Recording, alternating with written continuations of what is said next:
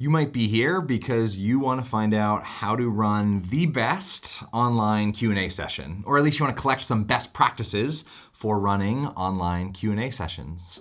I am Chad Littlefield, the co-author of Ask Powerful Questions, Create Conversations That Matter. I really love questions, but even more, I love helping people create experiences and conversations that really matter. And in this video, I'm gonna unpack the glasses and chair method, which immediately following this video, you can implement and adapt in your own online Q&A sessions.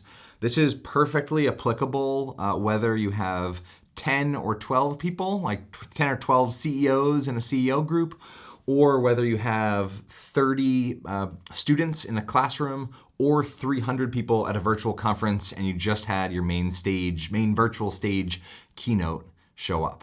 Without further ado, glasses and chairs method. Let's get into it.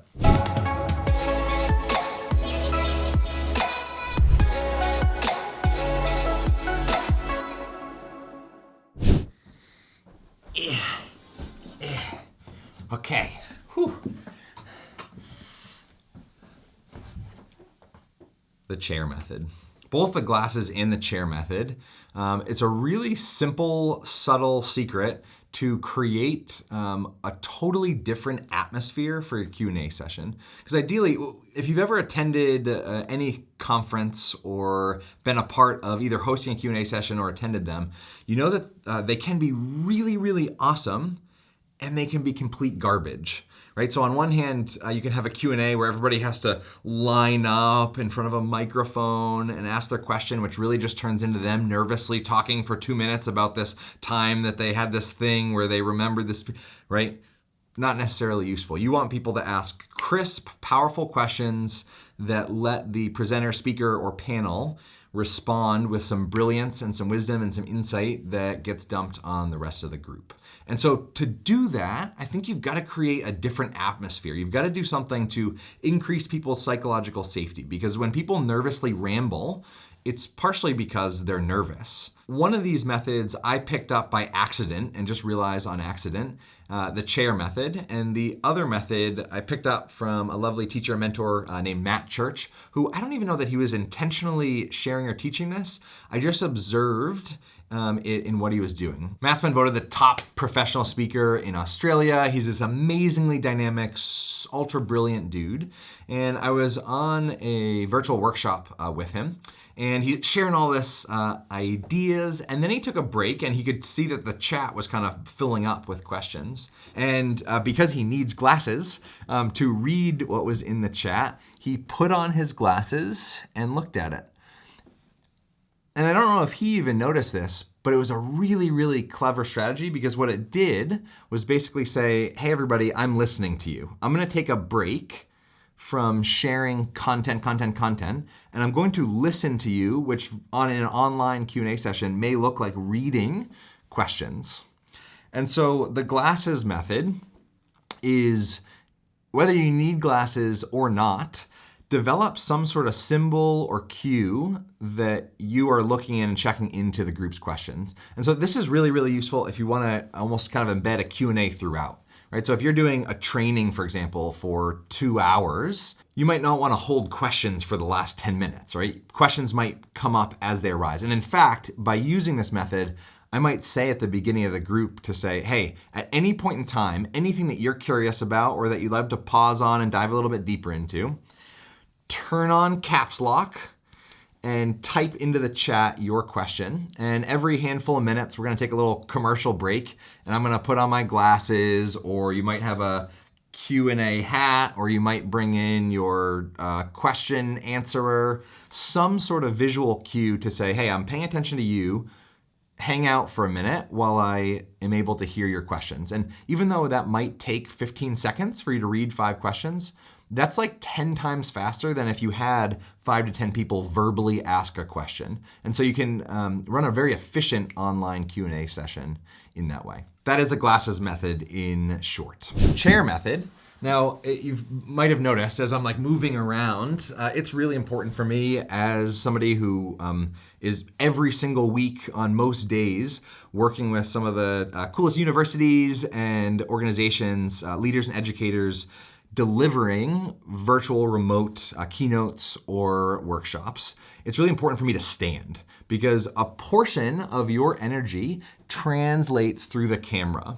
Let me speak from a place of I. When I am sitting, my energy is a little bit more chill. It's a little bit more relaxed, which is perfect for a Q&A session.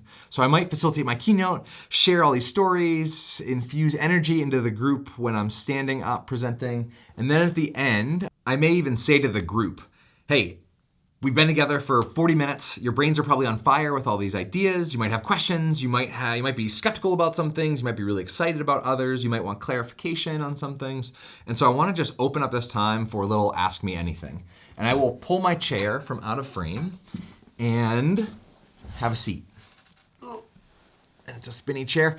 I'll have a seat because when I'm in this place, what I've noticed from hundreds and hundreds of remote keynotes and workshops that I've led is something shifts in the group's brain when I sit down. I go out, even though my presentation style is extremely conversational and authentic, and I don't put on like an act necessarily, I'm just me.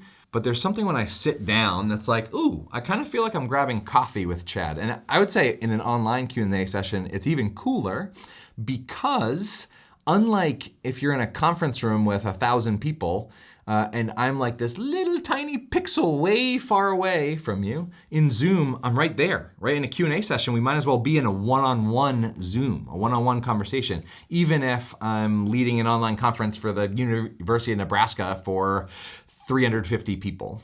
It's amazing how intimate Zoom can feel when you're really intentional about it. And so pulling up the chair simply shifts state. Now, little bonus tip at the end.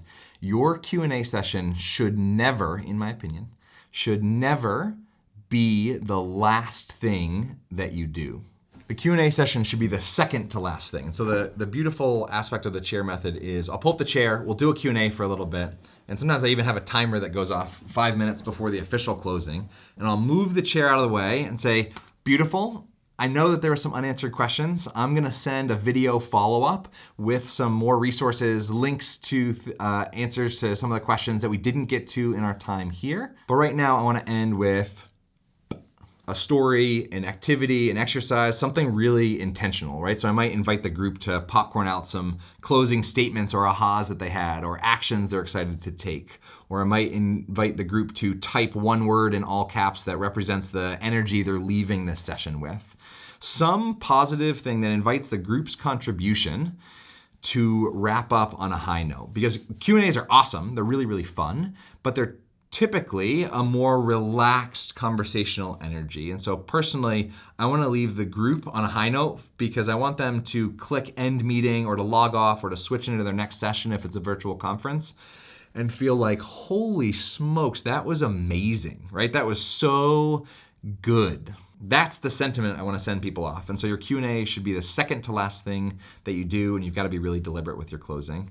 This was really fun, hanging out in cyberspace. Thanks for being with me. If you made it to this point in the video, you're exactly the kind of people I love to hang out with, so here's some free stuff. In the link below, if you're interested in Ask Powerful Questions, Create Conversations That Matter, it's been a #1 bestseller on Amazon for a good bit, and you can get it there, but you can also get a free excerpt in the link below. We kind of put together a free digital connection toolkit, and it includes a digital version of our We Connect cards, which have 60 really phenomenal questions to create conversations that matter, as well as our We Engage cards, which have really lovely quotes. This is a fairly fitting one for the video, and images that spark stories, ideas, etc. From groups. Really phenomenal tool to engage folks, and there's free versions of both of those, all of that stuff in the link below. Thanks for hanging out in cyberspace with me. Have an awesome day.